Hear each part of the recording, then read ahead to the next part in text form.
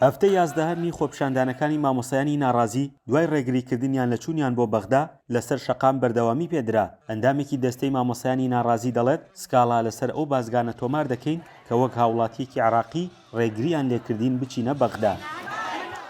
ئێمە ئەمڕۆ هەندێک سەردانمان هەبوو لە بەغا ڕاستی، بەڵام بە بۆنەی ئەو ڕێگری دوێنێ وەکو احتیجاجێک بەلایەنە پەیوەنددارەکانیشمان وت وەکو ناڕزایەتێک لەو دۆخە ئێمە ئەو سەردانانە دواخین بۆ کاتێکی تر ڕاستی.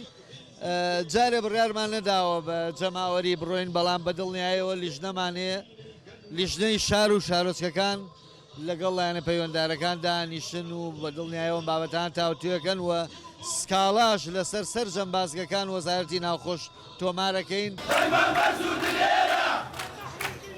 بەشێکی دیکە لە مامۆستایانی ناڕازی دەڵێن ماوەی 2 مانگە حکوومەتی هەرێمی کوردستان پێمان دەڵێن موچەکانتان لە بەغدایە، بەڵام کە ئێمە چوین بۆ بەغدا لەوێش بە هەماهەنگی هێزە عێراقیەکان ڕێگەی چوونیان پێ نەداین.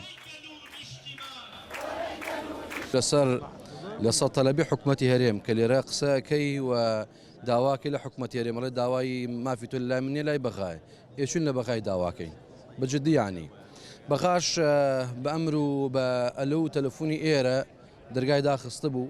ئەم قسەیەکی مەلموسە، یانیمە بەڵگەمان لایەکە وشتە بۆ شێوازە بووە و لە دوای ئەوە کێمە بەرگریمان لێکرا و هەموو کەسێک گەڕاوتە شار و شارۆچکەی خۆی.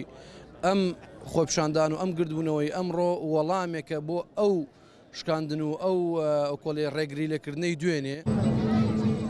مامۆستایانی ناڕازی دەڵێن بەشێکی هەرێمی کوردستان ماوەی زیاتر لە 2 مانگە دەوامی خوێندنی تێدا نەکراوە. ئەمە لە کاتێکدایە تاوەکو ئێستا وەفدێکی حکوومەت نەهاتووە لەگەڵماندا بنیشێت.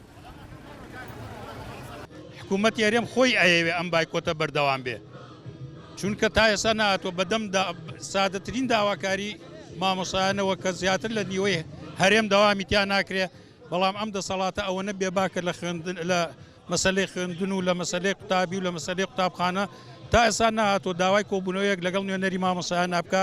یعنی معقولە تۆ داوای ماف بکەی هێزێکی گەورە بێنی، ئەوە چەند مانگە لێرە ئێمە وەساوین و داوای مافی خۆمانەکەین تاکە پۆلیسێکیش نەهاتوەتە ئەم مەنتیقە ئێستا سەیریکە چواردەوریاندا تەنیوین بە هێزی ئاسایش.